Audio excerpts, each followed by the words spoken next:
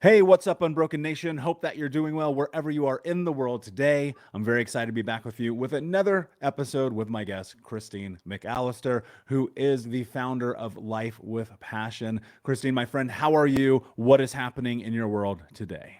Ooh, I am super honored to be here. I have been excited about this for a couple months now, Michael. So thank you for having me. Yeah, it is absolutely my pleasure. I'm excited to have you here today. You have an amazing story, amazing journey, amazing vision about the future. For those who do not know you, tell us a little bit about your backstory and how you got to where you are today. How did I get to being a 40-year-old entrepreneur doing all of the things? I was, I'm an oldest of four. I was your typical oldest type A, high achiever, wanted attention. I was kind of the light of my parents' life until my twin sisters came along when I was two. And I think that really began this whole journey of seeking attention, positive attention, because it suddenly wasn't available for me, right? My mom trying to take care of two babies all by herself plus me. So there's a huge shift that happened there, and it turned me into seeking attention by achieving, which is a thread throughout my life. So I won all the scholarships. I was a teacher's pet, all the things, all the way through school.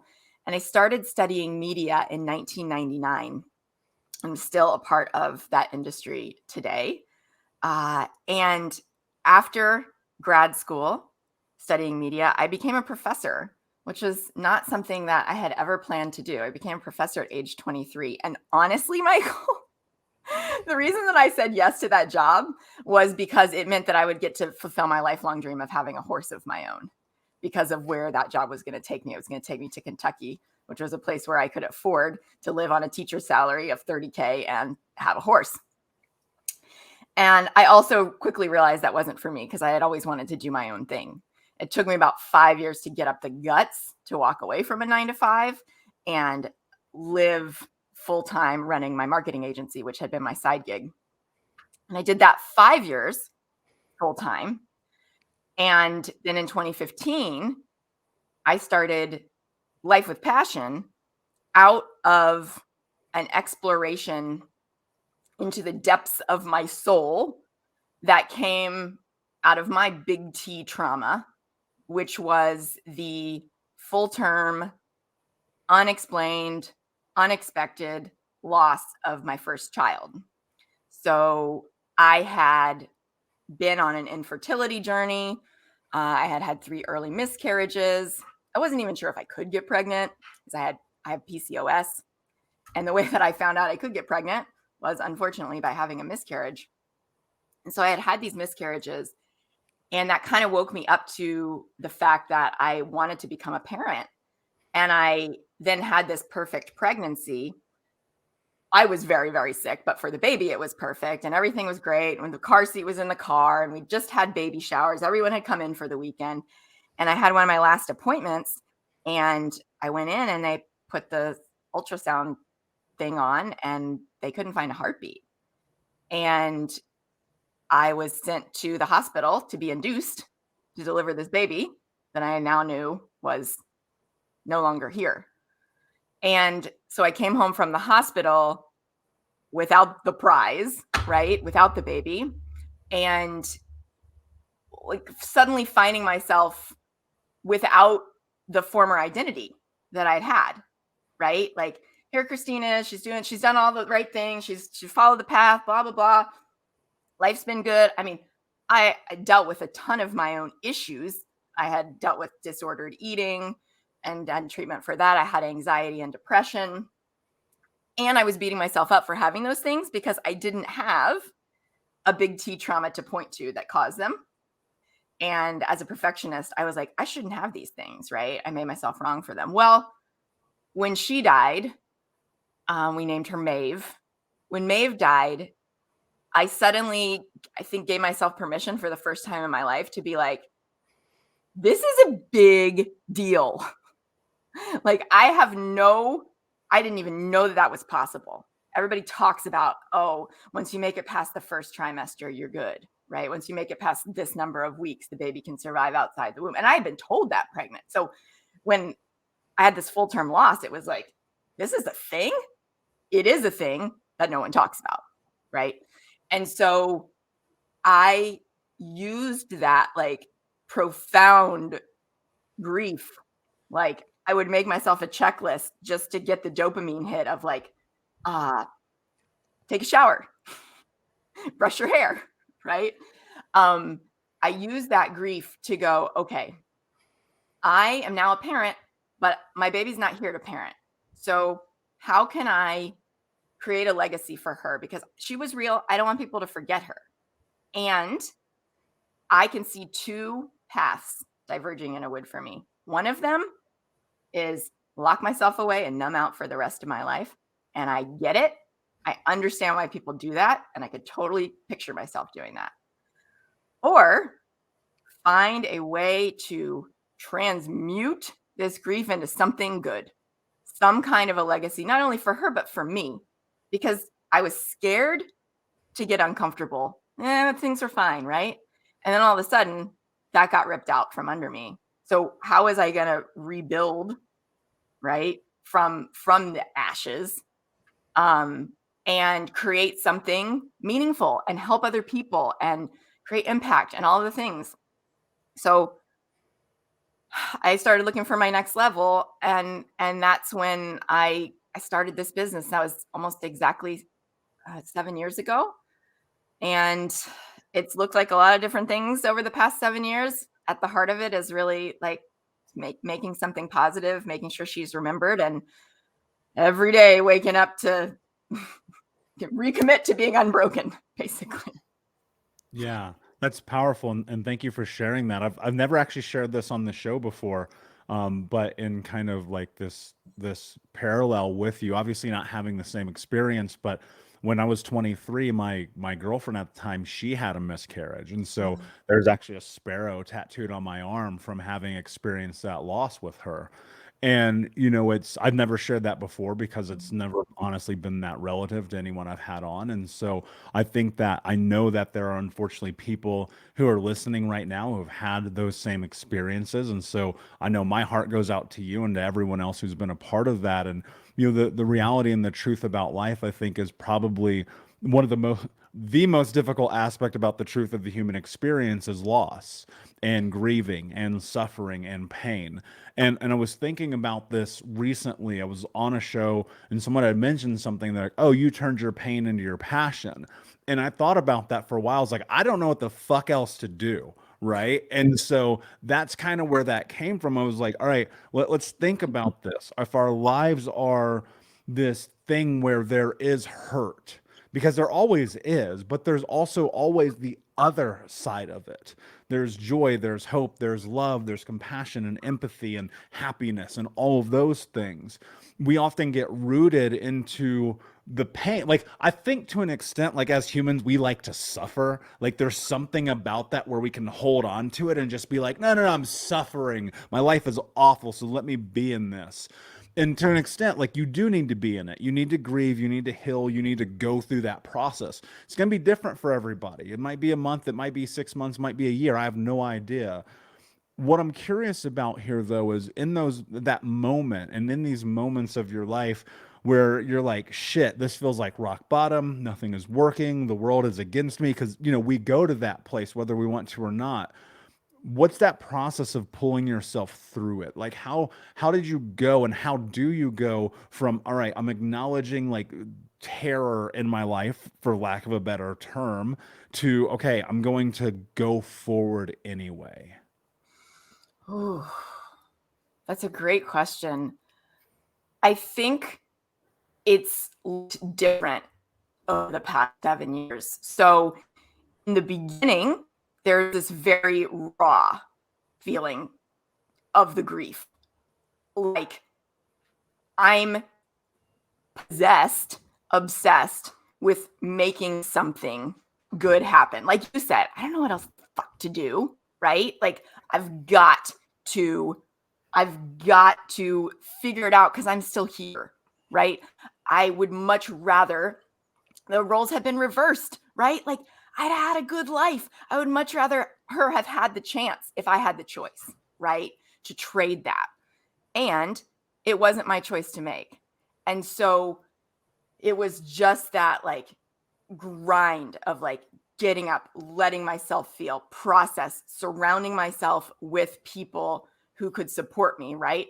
To that point in my life, I had not been somebody who was willing to accept help. And so what my relationships looked like were codependency, family, friends, everybody. I took care of them. And then I couldn't get out of bed anymore, right? And so it looked like finally letting people bring meals, finally letting people support me, finally acknowledging that.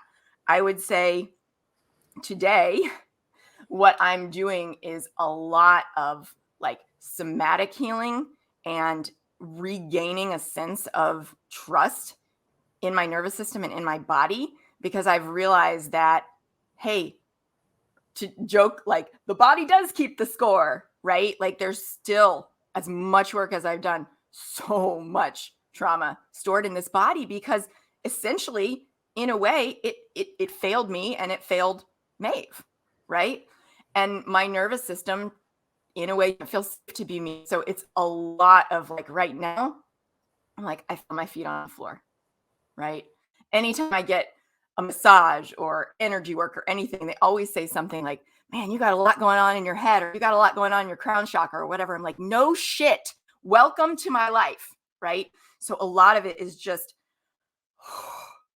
how do I begin to access this feeling of safety in my body? And a lot of it is even just being willing to feel my hands, to feel my feet, to use my voice, to speak my truth, to get in touch with what is it I'm actually feeling, right? Rather than masking it with work, rather than masking it with whatever, because I'm really comfortable doing that.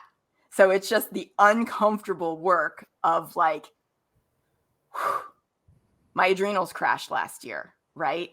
Okay, how do I make sure that doesn't happen again? Because that was the result of being in a certain kind of way. So it's basically, Michael, like if I'm going to boil it down, it's essentially undoing and unlearning everything I've learned over the last 40 years and all my conditioning, and going, that got me here. It's not going to get me there.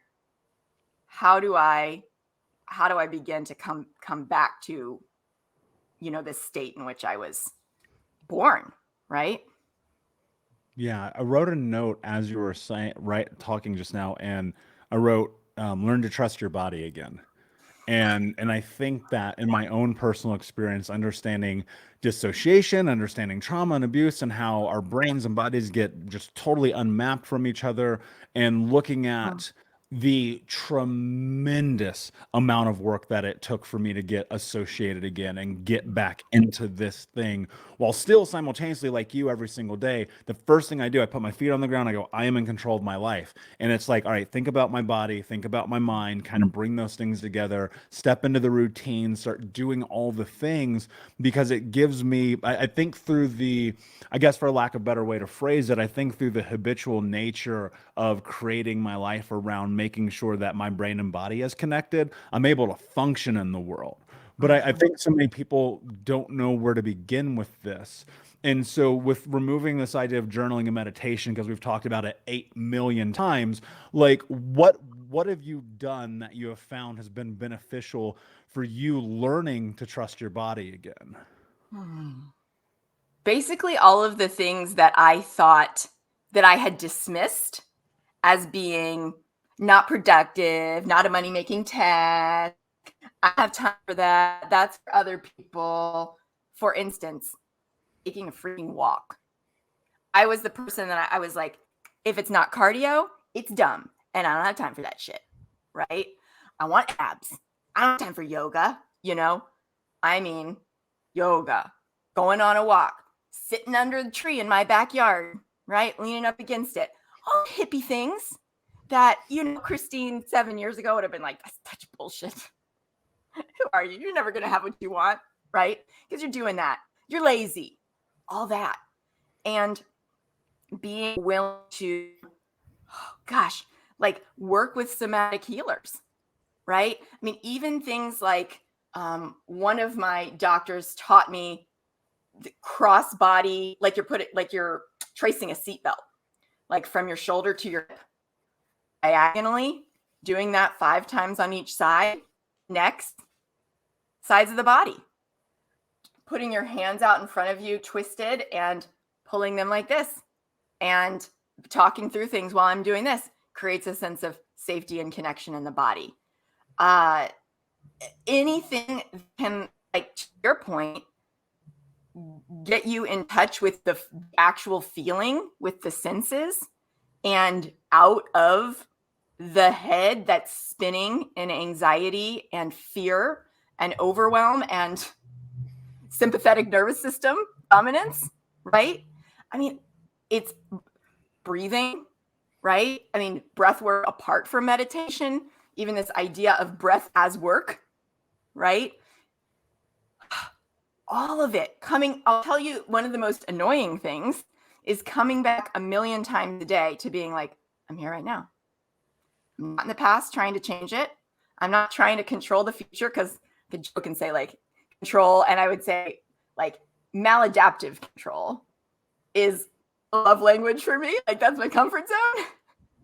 So what can I do to be here, to literally be in the room or the virtual room, as opposed to multitasking as a form of control, right? That perceived sense of control that doesn't actually exist. That actually leads perfectly into a thought I had, is looking at, so I'm super type A for sure.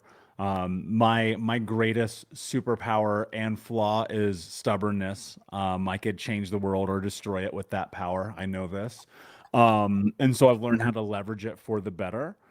One of the things that has been probably one of my greatest victories, for lack of a better way to phrase it, is learning to let go of control. And you mentioned a couple of things that I want to bring light to, because I think it's really important, especially as people who have survived traumatic experiences. We go to control as an autonomic response to create these parameters of safety, because without control, it feels like the world's upside down, like we can't seem to fucking do anything. And the moment, like, I mean, I remember I used to be so controlling of my life and the people around me that they would just stop talking to me and hanging out. And I recognize the truth of it. Like the only real sense of freedom that I had was when I figured out how to let go.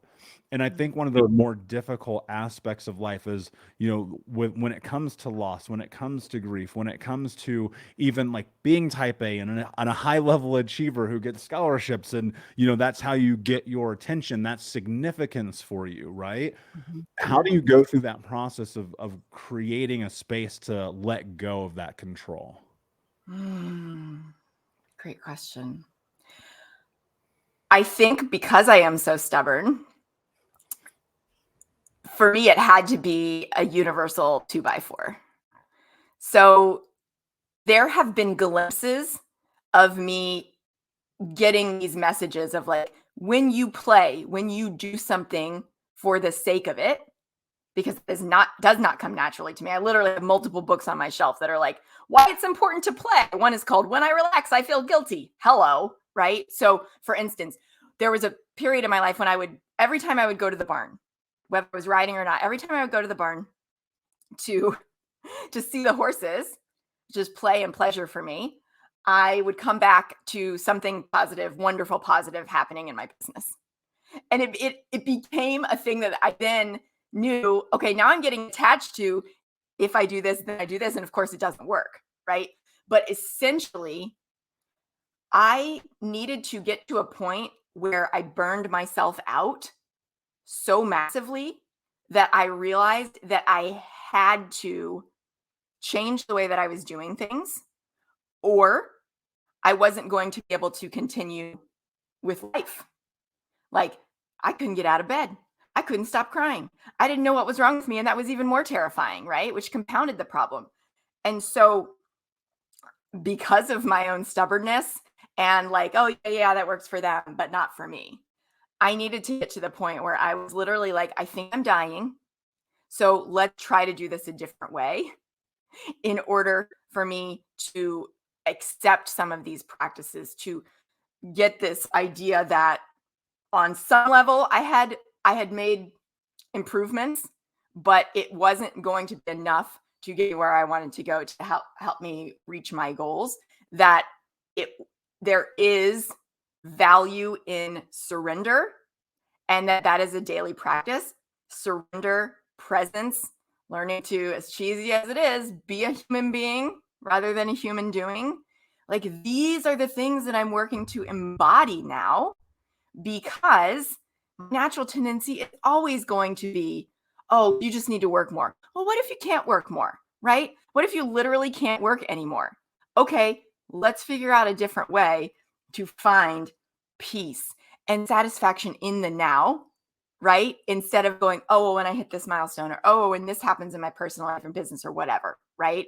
It's that destination thinking stuff that I lived in for so long that now coming back to again, like, how do I be here? How do I be here even when it sucks? How do I be here? How do I actually let myself feel good? Because on the other side of it, I love to like make something great in my life and then promptly like feel guilty for doing it or enjoying it or achieving it, right? So how do I let myself feel more fully and let that again feel safe to my body? I love that you brought in that word guilt around it, because that's been this really impactful part of my journey, is letting go of that as an achiever. Like, people look at me and they go, man, you've got this podcast, all these books, you coach, you run all these businesses, you volunteer, you spend all your time over here. And I'm like, there was a period of time where I would feel guilty for not doing those things. Right. And now I just embrace, I go, oh, actually, this is who I am. It's okay to do this. It's okay to show up as myself. It's okay to not be the guy who watches Netflix all night. It's okay to want to build something beautiful and allow it just to exist. And at the beginning of this year, I was thinking about like what word I wanted to use to define the year. Just a single word, not a phrase, not a sentence, but something I could call back to that is just a reminder of like, why the fuck am I here? Why am I doing this? And the word was fun.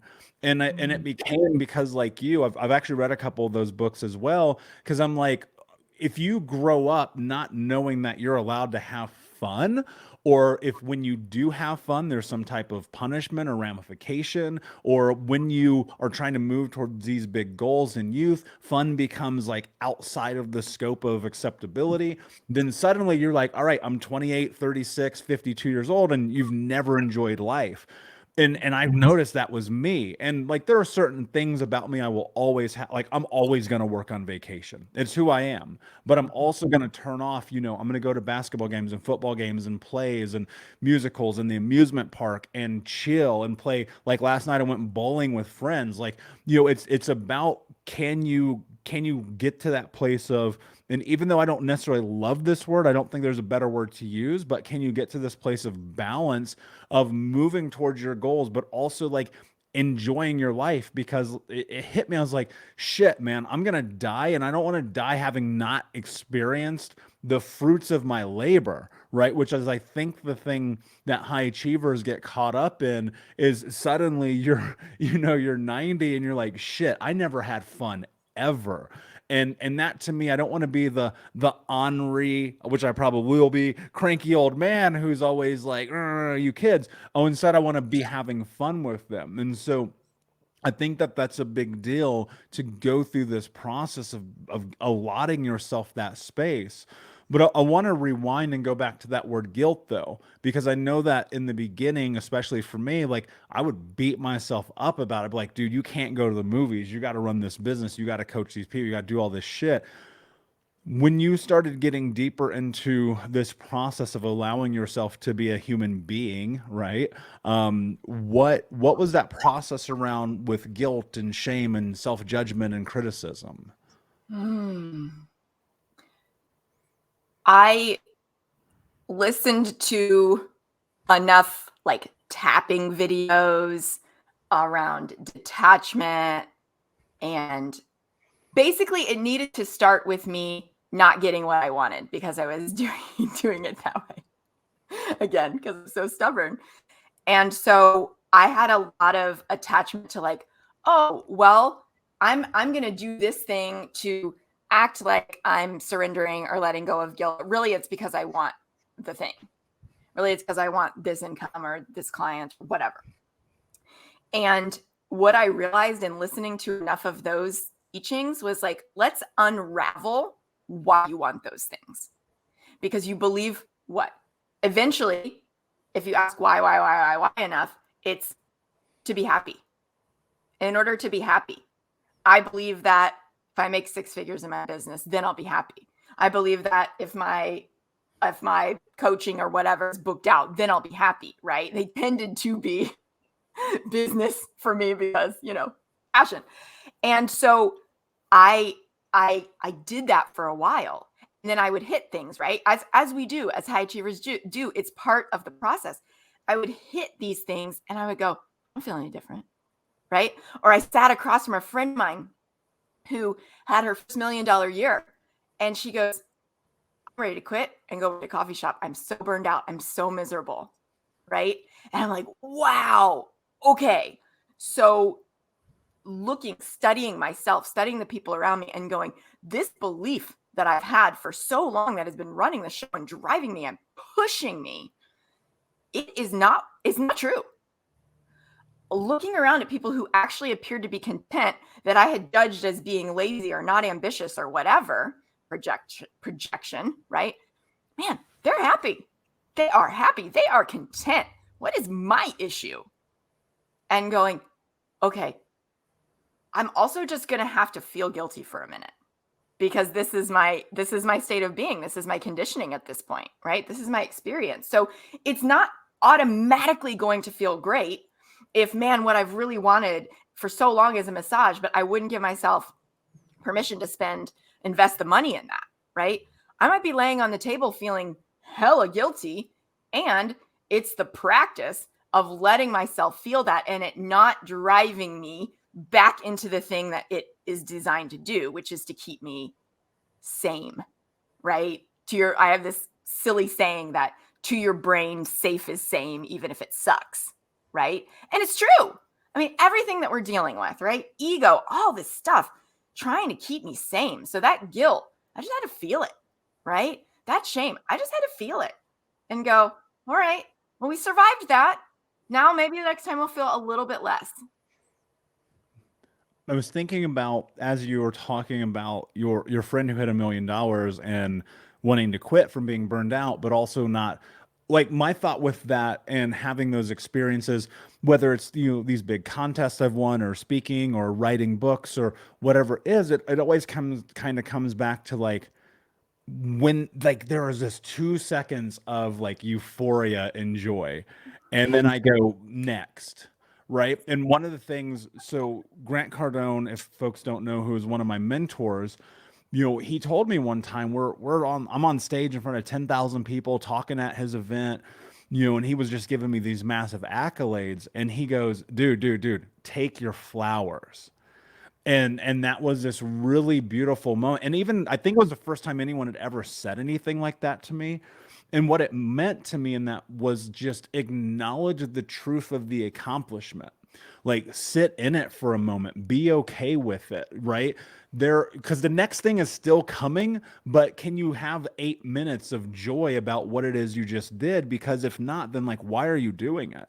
Right. And then I think that's a really important part of this entire journey is when you accomplish things, because we all are accomplishing things, like, and sometimes like accomplishing things is like getting out of the house for the first time in a week, like, and that really is true. And I feel like, there was a point of time in my mid 20s where I was just like, I'm not fucking leaving. I'm gonna play video games all day. I'm ordering pizza in, like, I'm gonna get high all day. I'm not doing anything. And there were weeks like that at a time.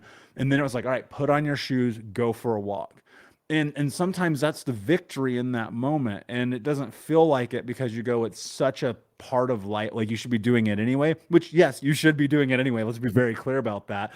But I think more so in those moments of when you've accomplished something, when you've hit a milestone, when you've done something of valor to yourself, not to anyone else, which I think is incredibly important, is to just simply sit it and be like, yes, I did that. Congratulations to me. Take your fucking flowers. And I think that's a part of this experience too that's so often missed out on.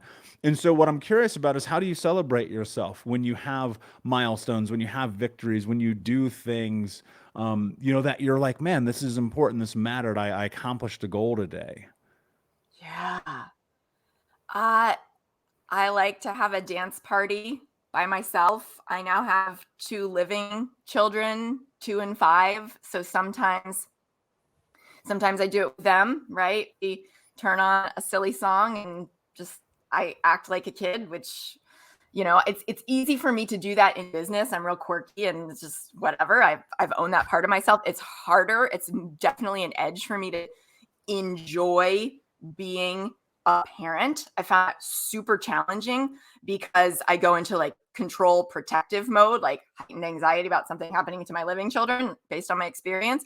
And so like consciously making talk, hey, mommy's podcast got released today. This is a big deal. They don't know what the fuck a podcast is, but hey, we're going to dance about it, right?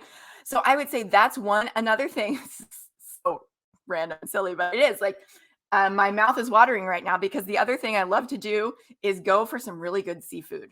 So I live in Kentucky, we're landlocked, and there are a couple places that fly in seafood. And so that's such a feels like such an expansive thing for me. Go sit in a beautiful restaurant and have some yummy shrimp. And so those are the 2 things that really help me to kind of like embody and recognize like this is something that you worked for. And to your point, it could be really, really small, right? Like, yes, I just had a great interview, like so good, or it could be huge. And I think either way, it's marking it, it's anchoring it, right? With something. Yeah. Mine is pizza. Like that's one of my favorite things to do. Like I'll go rock one of these because I don't eat pizza except when I'm like I've accomplished something. It's like, when you give a mouse a cheese, it's kind of like that kind of concept. Accomplish the goal, get the cheese when you come through the maze. And that's what I will go to. So, and it's little things like that, but it's also, going to the movies. It's doing things as well as just in the moment, giving yourself a pat on the back. And I will go, I'm fucking crushed it. Like sometimes I think people believe that I'm arrogant or egotistical, which may be true. I don't know. I mean, I'm just me. But I have self-belief in such a strong way about my accomplishments, because if you do not have that, and I tell people all the time, if you don't believe in yourself, who will? And so, Christine, my friend, I appreciate you coming on here. I appreciate you sharing your story and your vulnerability. Before I ask you my last question, can you tell everyone where they can find you? Yes, thank you. So, totally unrelated to this conversation, I have a podcast guesting checklist. If you want to be a great guest, you can grab it at lifewithpassion.com/checklist. Brilliant. And I think it's like everyone has a story to say, right? Everyone has a story to tell. And if So and I true. I want to point people that to a moment. Yes, it may be unrelated, but all of this is about telling stories. This is how we come together. This is how we share experiences. This is us at our most native self sitting around the fucking virtual campfire, right? And so if you've been curious and you're like, I've always wanted to be a podcast, because I know some of you guys reach out to me. If you want to be on a podcast and be a guest, go and click the link. We'll put it in the show notes and in the bio, and check out what Christine does, because it matters. My last question for you, my friend: what does it mean to you to be unbroken? It's as simple as getting up again every day.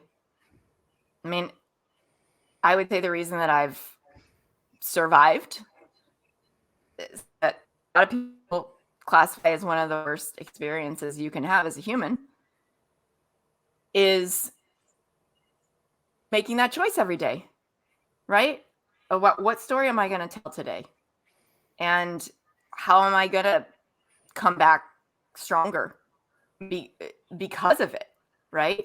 That to me, that's everything. That is the essential quality of being and staying unbroken. It's beautifully said, my friend. Thank you so much for being here. Unbroken Nation, thank you so much for listening. Please like, subscribe, comment, share, tell a friend. And until next time, my friends, be unbroken. I'll see ya.